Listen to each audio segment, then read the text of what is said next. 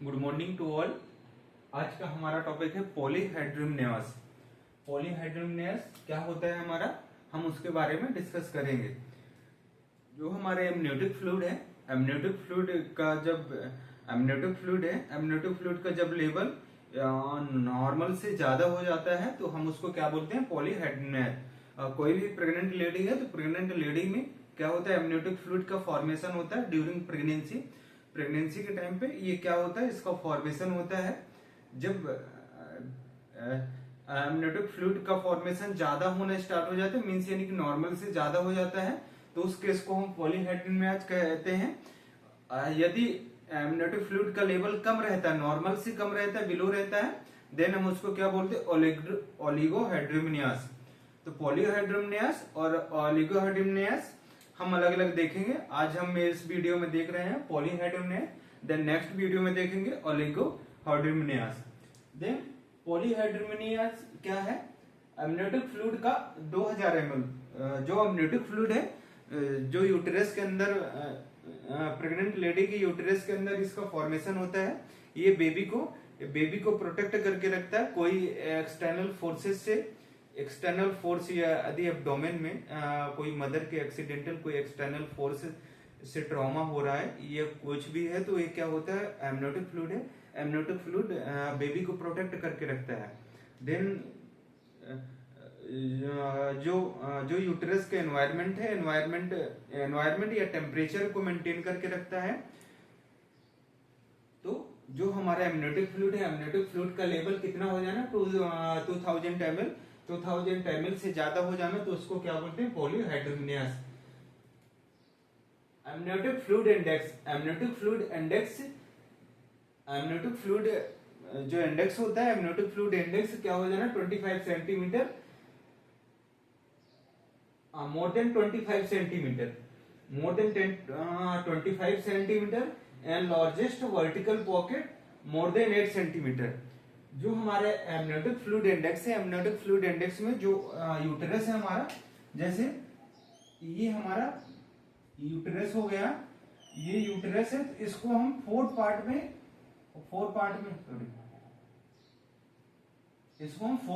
Divide करते हैं। ये फोर पॉकेट में डिवाइड करते हैं।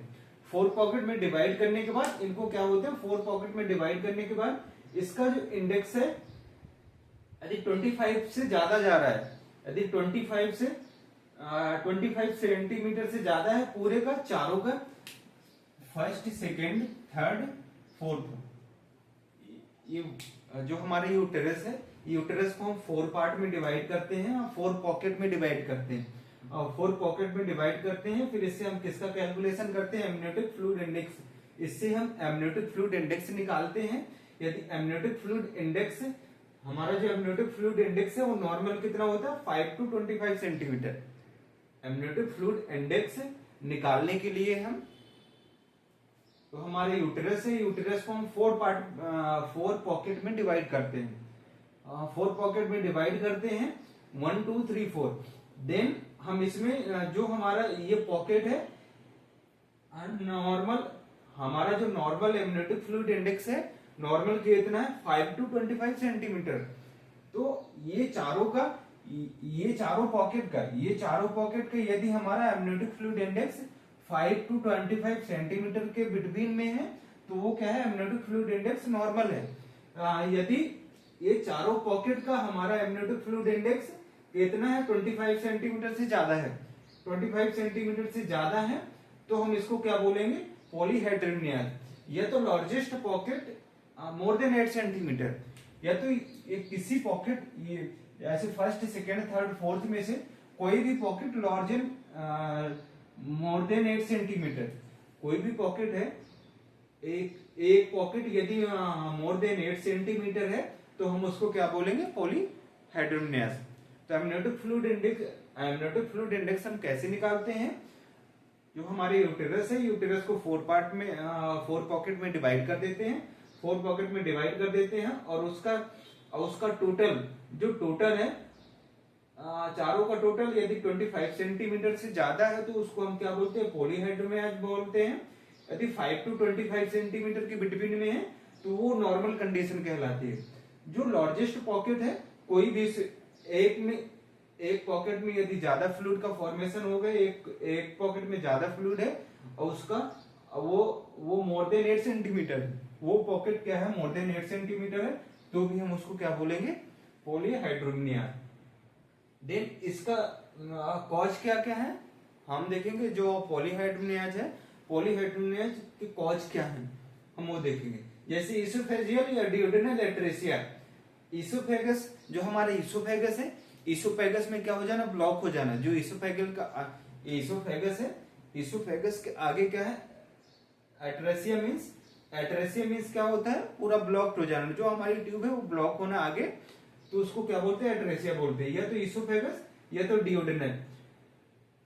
इसोफेगस, यदि इसोफेगस एट्रेसिया में इसोफेगस है तो वो क्या कर पाएगी, यदि इसोफेगस में एट्रेसिया है तो जो हमारा बेबी है, जो फीटस है, यूटेरस में रहता है, तो यूटेरस से, तो यूटेरस के अंदर वो क्या करता है, जो अमनियोटिक फ्लूइड है, अमनियोटिक फ्लूइड को क्या करता है, सक करता है, मीन्स यानी कि उसी को निगलता है, सॉलो करता है, सॉलो करता है।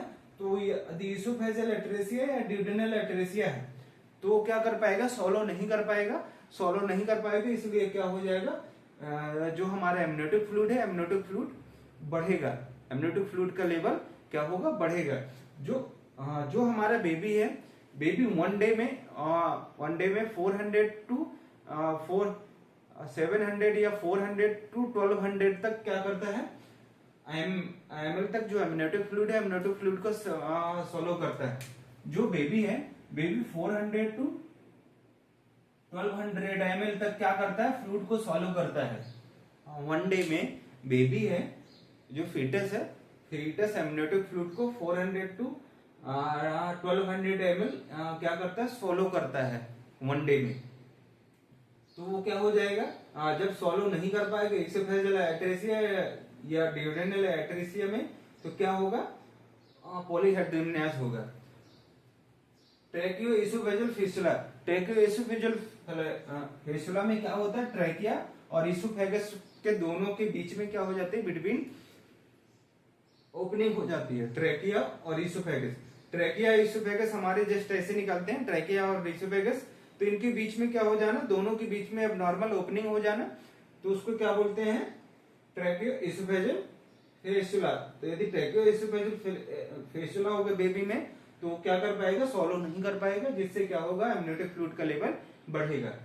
देन एनेंसेफेली, एनेंसेफेली में क्या होता है, जो बेबी का जो हमारा सेंटर पार्ट है, ब्रेन का सेंटर पार्ट है, तो वो क्या होता है, एब्सेंट रहता है। एनेंसेफेली में जो फीटस है या बेबी का जो सेंटर का पार्ट है, जो सेंटर हेड के सेंटर का पार्ट है, ये सेंटर का पार्ट ये क्या रहता है, लार्ज पार्ट एब्सेंट रहता है, जिससे क्या होता है, डिक्रीज सोलिंग और नो एंटीडायटिक हार्मोन। एंटीडायटिक हार्मोन जो रहता है हमारे, जो फ्लूइड को बैलेंस करता है, एंटीडायटिक हार्मोन जो हमारी पिट्यूटरी ग्लैंड से सिक्रीट होता है, ये क्या करता है, फ्लूइड को बैलेंस करने का काम करता है।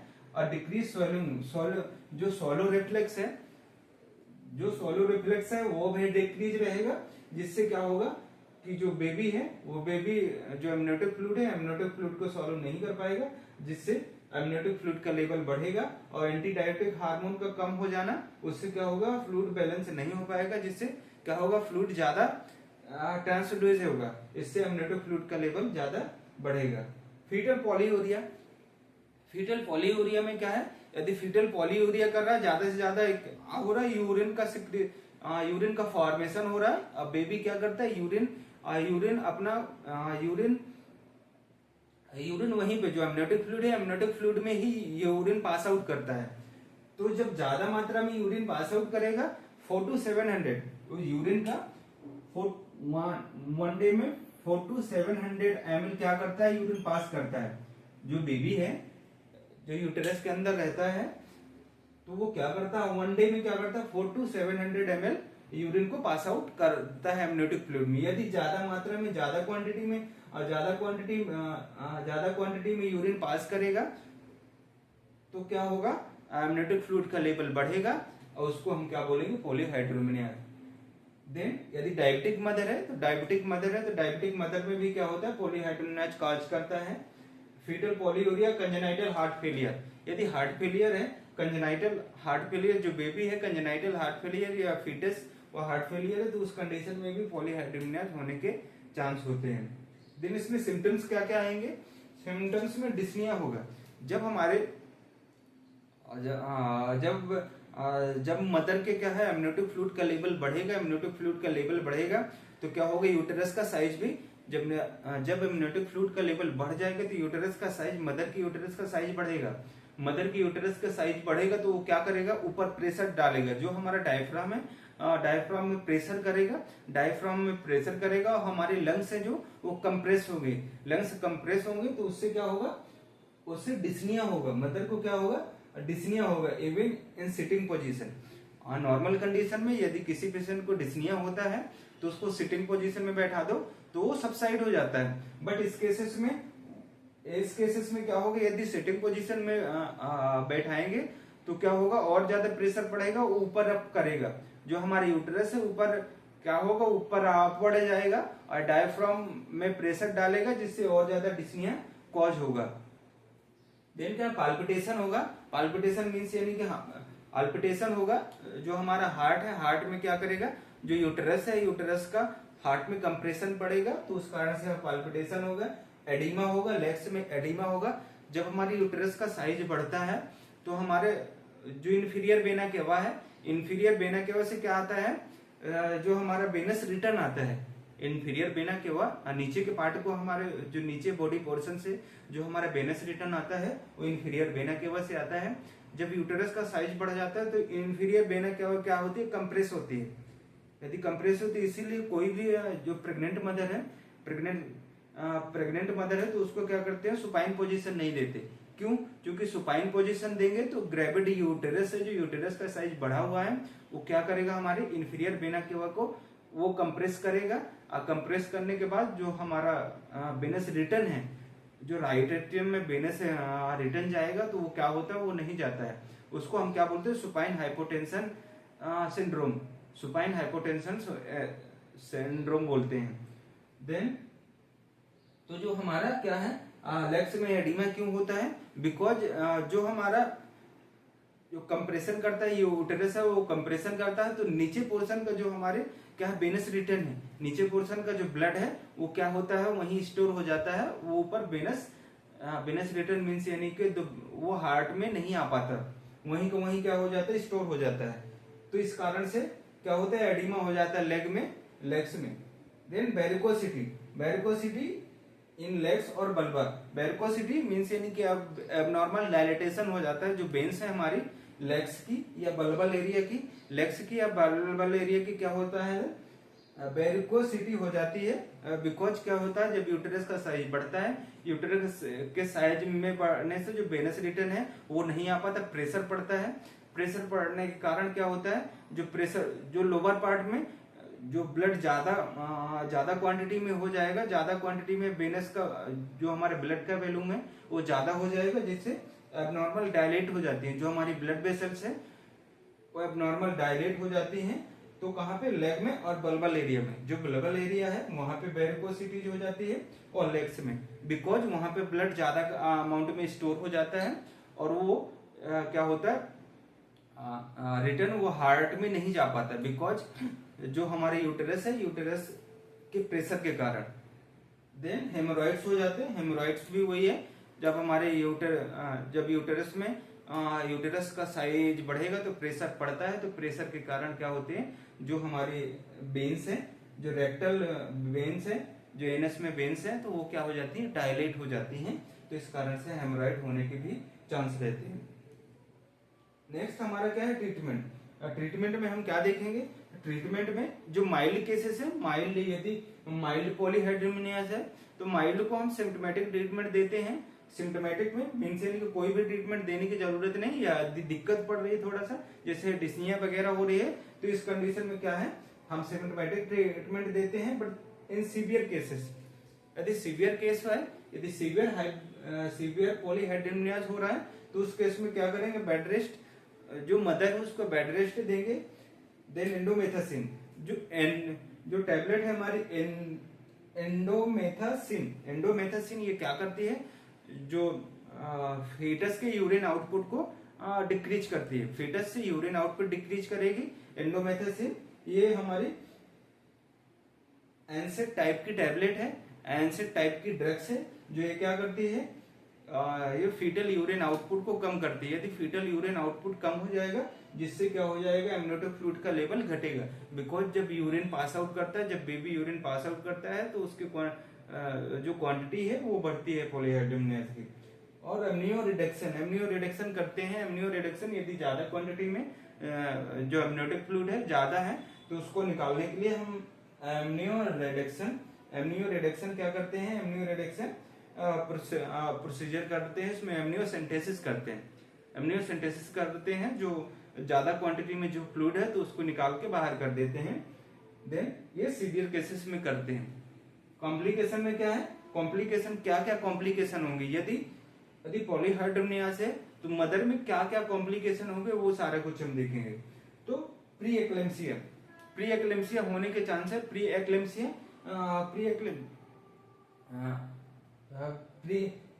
एक्लेम्सिया में क्या होता है, प्री एक्लेम्सिया में जब वेट ज्यादा गेन होता है, वेट ज्यादा गेन होने से क्या होता है, प्री एक्लेम्सिया होने के चांस होते हैं। प्री एक्लेम्सिया में क्या होता है, प्रोटीन यूरिया होता है, हाइपरटेंशन, एडिमा, ये प्रोटीन यूरिया में देखने को मिलता है।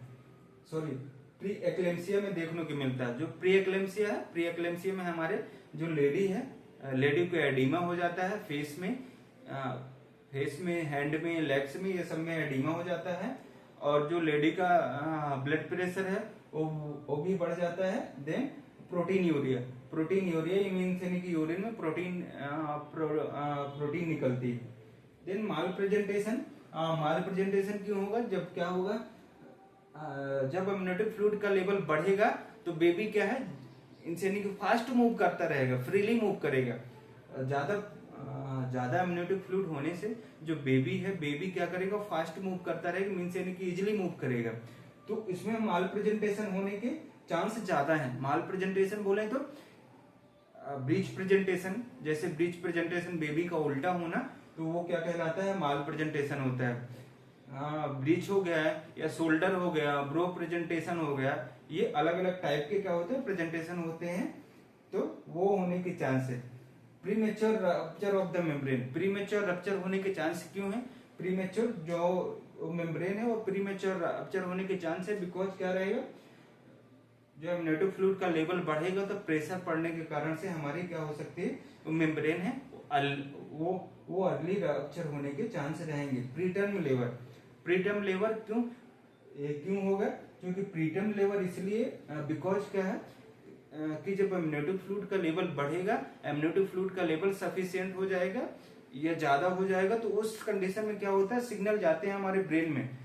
सिग्नल हमारे ब्रेन में कि जो हमारा एमनियोटिक फ्लूइड है, एमनियोटिक फ्लूइड का लेवल सफिशिएंट हो चुका है या सफिशिएंट से ज्यादा हो चुका है। तो उस कंडीशन में क्या हो जाता है, जो कॉन्ट्रैक्शन आना स्टार्ट हो जाते हैं, जिससे प्रीटर्म लेबर होने के चांस है। एक्सीडेंटल हेमरेज होने के भी चांस है इसमें। यूटराइन एनर्सिया जो हमारी यूटरस की मसल्स है, अब जब एमनियोटिक फ्लूइड का लेवल बढ़ेगा तो हमारी जो यूटरस की मसल्स हैं, ये पहले से क्या रहेंगे, कॉन्ट्रैक्ट रहेंगी। तो ज्यादा कॉन्ट्रैक्शन होने के कारण ये अपनी जो टोनिसिटी है, वो टोनिसिटी को लॉस कर देती हैं। जो यूटरस की मसल्स हैं, ज्यादा एमनियोटिक फ्लूइड होने के कारण, ये कंटिन्यूअस कॉन्ट्रैक्ट होने के कारण, डायलेट होने के कारण ये क्या करते हैं, जो टोनिसिटी है, जो मसल्स की टोनिसिटी वो खो देती हैं। तो ये यूटराइन इनर्शिया कहते हैं। यूटराइन इनर्शिया का एंगल मीन्स है जो पावरफुल कॉन्ट्रैक्शन आते हैं वो कॉन्ट्रैक्शन नहीं आते हैं। यूटराइन इनर्शिया में जो कॉन्ट्रैक्शन आते हैं वो कॉन्ट्रैक्शन नहीं आते, जो मसल्स है वो रिलैक्स हो जाती हैं। उसमें कॉन्ट्रैक्शन मीन्स यानी पावरफुल कॉन्ट्रैक्टिलिटी नहीं रह जाती है, उसको क्या बोलते हैं, यूटराइन इनर्शिया। तो पॉलीहाइड्रोनियाज हमारा क्या है, पॉलीहाइड्रोनियाज का लेवल 2000 ml से ज्यादा हो जाना, और उसको हम क्या बोलते हैं, पॉलीहाइड्रोनियाज।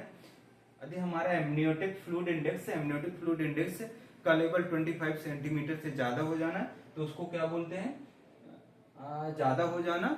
और जो वर्टिकल पॉकेट है, डीप वर्टिकल पॉकेट